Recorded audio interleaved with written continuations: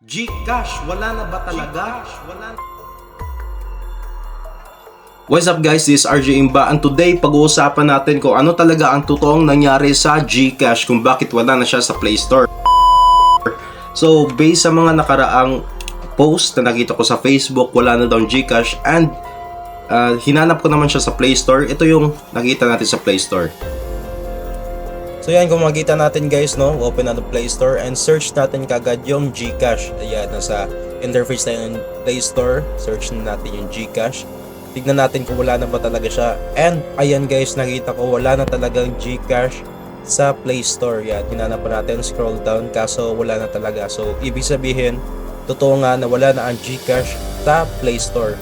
Pero tanong, permanent ba or temporary lang? Kung makikita nyo guys, wala na talaga siya sa Play Store and yun, nag-dig deeper ako and ito yung nakita ko.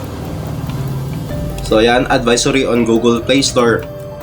So sa GCash talaga to GCash is updating some features of the app for Android users and is closely working with Google to make it available on the Play Store again. So ibig sabihin, temporary lang yung pagkakawala ng GCash sa Play Store. For users who wish to download the app from the Google Play Store, kindly stay tuned for more updates. So yun nga, sinasabi ko, temporary lang siya and yun, may ina-update lang naman sila and di talaga may iwasan na ganun, may mga problems kagaya nung Facebook dati na nagko-close or hindi mo siya ma-open, or yung mga videos mo or photos hindi mo siya ma-access before kasi yun nga, nag-update sila and may mga pagkakamali talaga. Hindi yan may iwasan kasi sobrang hirap ng pag-code. And pagpatuloy natin. Current GCash users can use the app and they can be assured that their accounts and funds are safe and secure.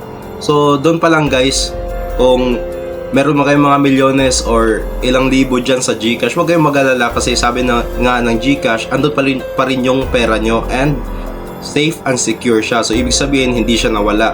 Sadyang yung app lang talaga at sa Play Store parang hindi sila nag-match, kaya yun nga, nag-work together sila para mabalik yung GCash sa Play Store. So yun nga guys, hindi naman talaga kasi ang daming mga post na nagsasabi na i-cash out nyo daw yung pera nyo or ilipat nyo na sa ibang accounts, which is tama rin naman kung kinakabahan kayo. Pero kung wala namang laman, bakit nyo pa i-cash out? Wala naman pala kayong pera, ba't kayo nagpapanik? So yun nga guys, pagpatuloy natin.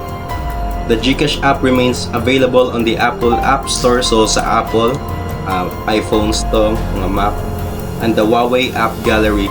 Do not download the GCash app from untrusted sources. So ibig sabihin, kapag ka may nag-send sa'yo ng link, huwag mo kagad i-open ito kasi baka scam yun. And kung di naman, i-search mo siya sa internet, which is not safe din. So ang sabi dito, from the App Store ng Apple and Huawei App Gallery lang. So yun guys, sobrang simple lang.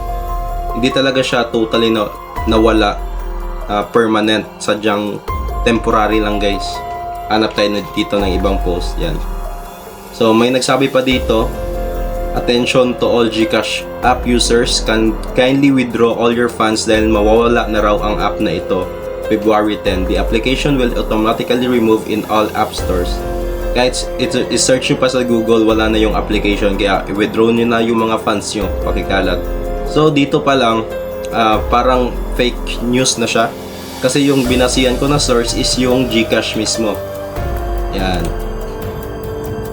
So yun nga guys, huwag kayong magpanic, and if ever wala din naman kayo talagang problems dyan, i-transfer nyo lang yung funds nyo sa ibang bank accounts or online banks nyo para safe na rin, para doble ingat na. So yun lang guys, wala talagang dapat ika-panic. So I hope this video helps you and sana supportan nyo ako by like and sharing. So yun nga guys, huwag tayong magpadala sa mga fake news, mag-research tayo, and RJ Miro out.